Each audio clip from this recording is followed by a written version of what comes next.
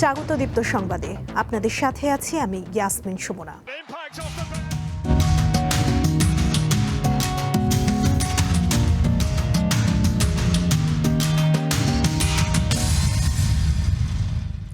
বিপন্ন প্রায় ৪২টি বন্য প্রাণী উদ্ধারের পর কাপ্তাই ও সাফারি পার্কে অবমুক্ত করা হয়েছে।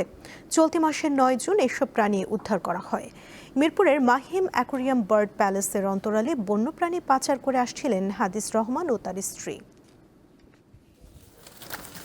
বিরল প্রজাতির এসব প্রাণীর সচরাচর দেখা মেলে না, অথচ এমন ৪২টি প্রাণী পাচারের জন্য আনা হয় রাজধানীতে। যদিও বন অধিদপ্তরের তৎপরতায় অল্পের জন্য রক্ষা পেয়েছে প্রাণীগুলো।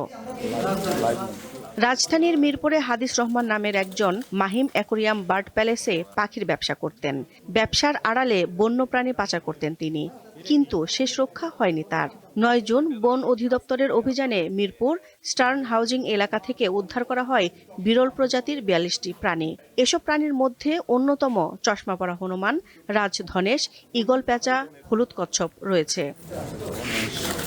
এ বিষয়ে রূপনগর থানায় বন্যপ্রাণী অপরাধ দমন ইউনিটের পরিদর্শক অসীম মল্লিক বাদী হয়ে রূপনগর থানায় মামলা করেন। একদম গহীন জঙ্গল থেকে কিছু লোক এটা কালেক্ট করে এনে শহরের কাছাকাছি কোনো একটা জায়গায় গোডাউন করে, এবং গোডাউন করে তারা ওইখান থেকে সুবিধা মতো সময়ে তারা এটা আমাদের শহরে নিয়ে এসে রেখে এরপরে তারা এটাকে দেশের বাইরে পাচার করে। যে ওনার ওয়াইফ হচ্ছে অনলাইন বিজনেসটা মেনটেন করতো, অর্থাৎ দেশের বাইরে যারা এইসব প্রাণীগুলোকে কিনে তাদের সাথে উনি যোগাযোগ রক্ষা করতেন এবং তাদের সাথে ডিল করতেন। এজাহারভুক্ত আসামি হাদিস রহমানের স্ত্রী পলাতক রয়েছেন। তাকে গ্রেপ্তারের চেষ্টা চলছে বলে জানান এই পুলিশ কর্মকর্তা। মামলাটি বর্তমানে চলমান আছে। মামলাটি তদন্তাধীন প্রক্রিয়াধীন রয়েছে। এজাহার নামীয় ৩ জন আসামির মধ্যে পূর্বে একজন চকরিয়া থানায় অ্যারেস্ট করেছেন, এবং আমাদের এখানে আমরা হাতে নাতে একজনকে অ্যারেস্ট করেছি, আর একজন আসামি পলাতক রয়েছেন। আমাদের গ্রেপ্তারের চেষ্টা অব্যাহত আছে। বন অধিদপ্তর জানিয়েছে হাদিস রহমানের নামে বন্যপ্রাণী পাচারের অভিযোগে 4টি মামলা রয়েছে। এর মধ্যে 2টি মামলার রায় হয়েছে।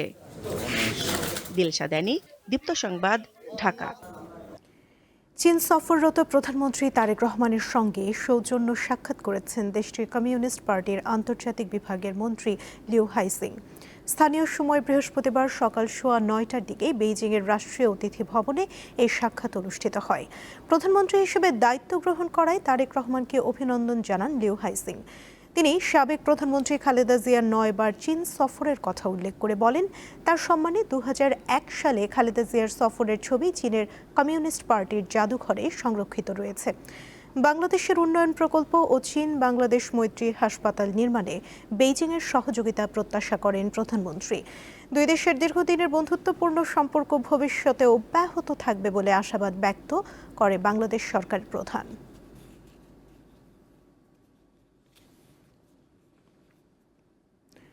কুড়িগ্রামের রৌমারী সীমান্তে শূন্য রেখায় অবস্থান করা 9 জনের মধ্যে 2 শিশু সহ 6 জনকে ফিরিয়ে নিয়েছে ভারত।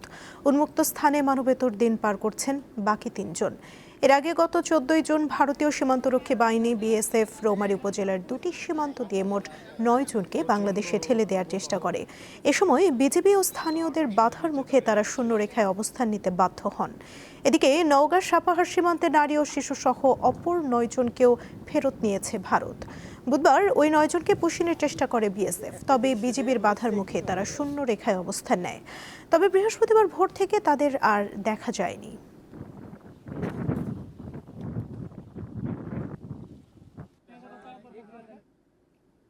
কুড়িগ্রামে ধরলা, তিস্তা, দুধকুমার ও ব্রহ্মপুত্র নদীর পানি বৃদ্ধি পেলেও এখনও বিপদসীমার নিচ দিয়ে প্রবাহিত হচ্ছে।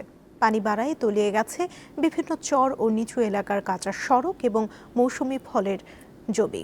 স্থানীয় পানি উন্নয়ন বোর্ড জানায়, ভোরে সেতু পয়েন্টে ধরলা নদীর পানি বৃদ্ধি পেয়ে বিপদসীমার 1.05 সেন্টিমিটার, শিমুলবাড়ি পয়েন্টে 1.02 সেন্টিমিটার, পাটেশ্বরী পয়েন্টের দুধকুমারের পানি 67 সেন্টিমিটার এবং কাউনিয়া পয়েন্টে তিস্তার পানি বিপদসীমার 29 সেন্টিমিটার নিচ দিয়ে প্রবাহিত হচ্ছে। এছাড়াও ব্রহ্মপুত্রের নুনখাওয়া ও চিলমারি পয়েন্টে পানি ধীর গতিতে বৃদ্ধি পেলেও তা বিপদসীমার নিচেই রয়েছে।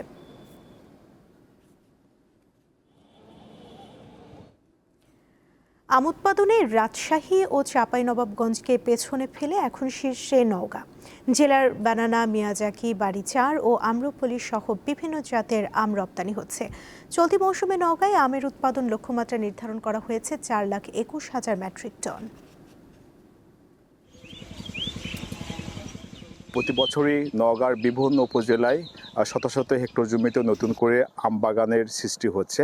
তবে প্রতি বছর নওগাঁতে যে পরিমাণ আম উৎপাদন হচ্ছে সেই পরিমাণ আম সম্পূর্ণ বাজারজাত না হওয়ার কারণে নওগাঁর আম চাষিরা অনেকটা লোকসানের মুখে পড়ছে।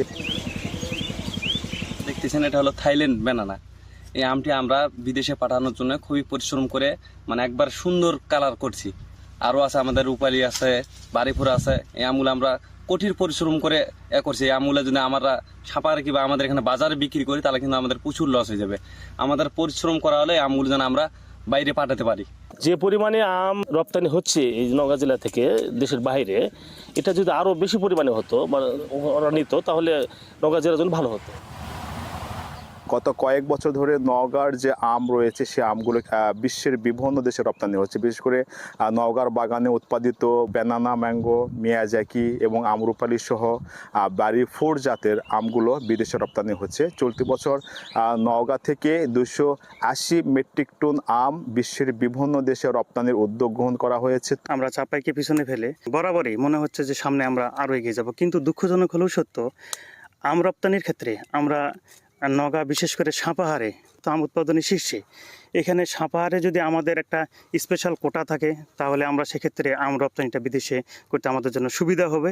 তারা নিবে একেবারে পরিপক্কতার শেষ দিকে গিয়ে, কিন্তু জুন মাসের 20 তারিখে ডেট আছে, তার 15 দিন পরে তারা সরকারিভাবে আমগুলো নিবে। ততদিনে তারা কাঙ্ক্ষিত লক্ষ্যে যে আমগুলো নিবে সে আমগুলো গাছে রাখা কৃষকদের পক্ষে সম্ভব হবে না। বাস্তবতার নিরিখে সরকারকে ওই বিষয়গুলো খেয়াল রাখতে হবে। নওগাঁর আম চাষিদের দাবি যেন নিজস্ব বরাদ্দ দিয়ে নওগাঁ থেকে প্রতি বছরই অনেক বেশি পরিমাণ আম বিদেশে রপ্তানির উদ্যোগ সরকার গ্রহণ করে, তাহলে নওগাঁতে আমের যে গুণ, আমের যে সুনাম রয়েছে সে সুনামটি আরও দ্রুত বিশ্বের বিভিন্ন দেশে ছড়িয়ে পড়বে এবং নওগাঁর আম চাষিরা আম উৎপাদন করে যেমন লাভবান হবেন, পাশাপাশি নওগাঁর যে অর্থনৈতিক ব্যবস্থা সেটিও আম বিদেশে রপ্তানি করে সে অর্থনৈতিক ব্যবস্থা আরও চাঙ্গা হবে, এমনটি দাবি জানিয়েছে নওগাঁর আম চাষিরা। মোহাম্মদ আব্দুর রউফ, দীপ্ত টিভি, নওগাঁ। নানা অব্যবস্থাপনায় দীর্ঘদিন ধরে বন্ধ রয়েছে ভোলার একমাত্র আঞ্চলিক হাঁস প্রজনন খামারের কার্যক্রম। এতে নষ্ট হচ্ছে বাচ্চা উৎপাদনের হ্যাচিং মেশিন সহ নানা যন্ত্রপাতি। বাচ্চা উৎপাদন বন্ধ থাকায় কোনো রকমে চলছে খামারটি।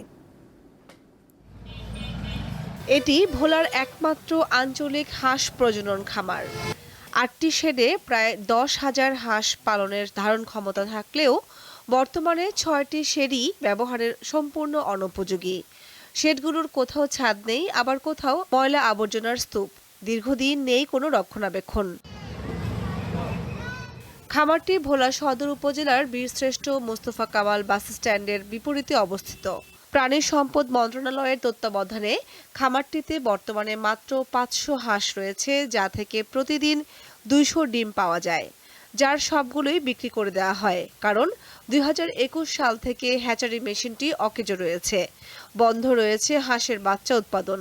আগে এই জায়গায় হাঁসের বাচ্চা বিক্রি হইতো, তারপরে মিশিংয়ের সমস্যা, গতিকে বাচ্চা ডিম নিত, হাঁসের ডিম নিয়ে বাচ্চা ফুটাইলে গৃহস্থে পালতো।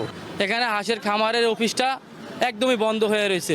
একজন কর্মকর্তা আর অস্থায়ী 2 জন কর্মী দিয়ে চলছে খামারের পুরো কার্যক্রম। আমরা আমাদের কর্তৃপক্ষকে জানিয়েছি, তারা আমাদেরকে আশ্বস্ত করেছেন যে খুব অল্প সময়ের ভিতরে আমরা এই সমস্যাটা সমাধান করতে পারবো বলে আশা করতেছি।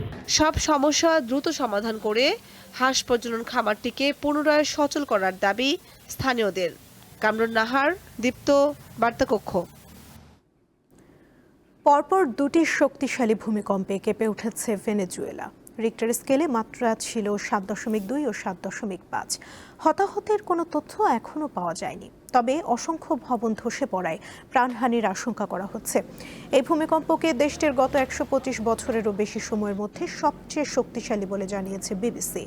মার্কিন ভূতাত্ত্বিক জরিপ সংস্থা ইউএসজিএস এর তথ্য অনুযায়ী বুধবার স্থানীয় সময় সন্ধ্যা 6টা 4 কারাকাস থেকে প্রায় 284 কিলোমিটার পশ্চিমে সান ফেলিপের কাছে 7.2 মাত্রার একটি ভূমিকম্প আঘাত হানে।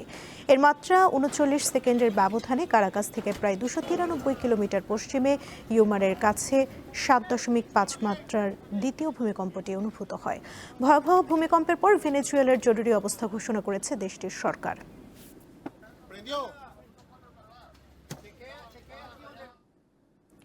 সুইজারল্যান্ডে প্রথম দফার বৈঠক শেষে শান্তি চুক্তির প্রধান শর্তগুলো নিয়ে বিরোধ দেখা দিয়েছে যুক্তরাষ্ট্র ও ইরানের মধ্যে। বিশেষ করে পরমাণু কর্মসূচি, ইরানের অবরুদ্ধ অর্থ ছাড় এবং লেবাননে ইসরায়েলের যুদ্ধ বন্ধ নিয়ে একমত হতে পারছেন না দুই পক্ষ। যুদ্ধ শেষ করার লক্ষ্যে গত বুধবার সমঝোতা চুক্তি সই করে যুক্তরাষ্ট্র ও ইরান। এরপর রোববার সুইজারল্যান্ডে প্রথম পর্বের আলোচনায় বসে দুই পক্ষ। তবে সমঝোতার এক সপ্তাহের মাথায় চুক্তির প্রধান শর্তগুলো নিয়ে পরস্পর বিরোধী বিবরণ দিচ্ছে দেশ দুটি। বিশেষ করে পারমাণবিক পরিদর্শন, হরমুজ প্রণালীর নিয়ন্ত্রণ ও জব্দ সম্পদ নিয়ে স্পষ্টই মতবিরোধ দেখা দিয়েছে তাদের মধ্যে। সবচেয়ে বড় মতবিরোধ দেখা দিয়েছে পারমাণবিক কর্মসূচি নিয়ে। যুক্তরাষ্ট্রের দাবি, আন্তর্জাতিক পারমাণবিক শক্তি সংস্থাকে পুনরায় পরিদর্শনের অনুমতি দিয়েছে ইরান। কিন্তু এই দাবি অস্বীকার করে তেহরান বলছে, এখনো IAEA পরিদর্শনে কোনো চূড়ান্ত সিদ্ধান্ত হয়নি।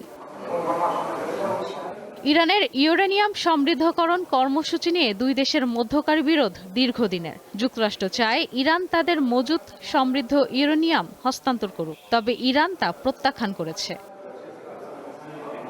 ইরানের দাবি, যুক্তরাষ্ট্রের জব্দ করা প্রায় $12 বিলিয়ন সম্পদ মুক্ত করার বিষয়ে সমঝোতা হয়েছে। তবে ওয়াশিংটন বলছে, যদি কোনো সম্পদ মুক্ত করা হয় তা কেবল যুক্তরাষ্ট্র থেকেই খাদ্য ও ওষুধ কেনার জন্য ব্যবহার করতে হবে। এই শর্ত প্রত্যাখ্যান করেছে তেহরান। এছাড়া হরমুজ প্রণালীতে ইরানের টোল আদায় মেনে নেওয়া হবে না বলেও জানিয়েছে ওয়াশিংটন। চুক্তির সবচেয়ে গুরুত্বপূর্ণ শর্ত লেবাননে হামলা ও অভিযান বন্ধের বিষয়টিও অমীমাংসিত রয়ে গেছে। ইরানের দাবি, চুক্তি অনুযায়ী ইসরায়েলকে হামলা থামিয়ে লেবানন থেকে সেনা প্রত্যাহার করতে হবে। কিন্তু ইসরায়েল দক্ষিণ লেবাননে দখল ও সামরিক অভিযান অব্যাহত রাখার ঘোষণা দিয়েছে। দুই পক্ষের পরস্পর বিরোধী দাবি সমঝোতা স্মারকের বাস্তবায়ন নিয়ে প্রশ্ন তুলেছে। তবে এরপরও ইরানের সঙ্গে আলোচনা মসৃণভাবে এগিয়ে যাচ্ছে বলে দাবি করেছেন ট্রাম্প। ইশরাত সুমা, দীপ্ত বার্তা কক্ষ। এই ছিল এখনকার মতো। পরবর্তী সংবাদ বেলা 12টায় দেখার আমন্ত্রণ রইল। এছাড়া আরও তথ্য পেতে যুক্ত থাকুন দীপ্ত ডিজিটাল প্ল্যাটফর্মের সাথে। ধন্যবাদ সবাইকে।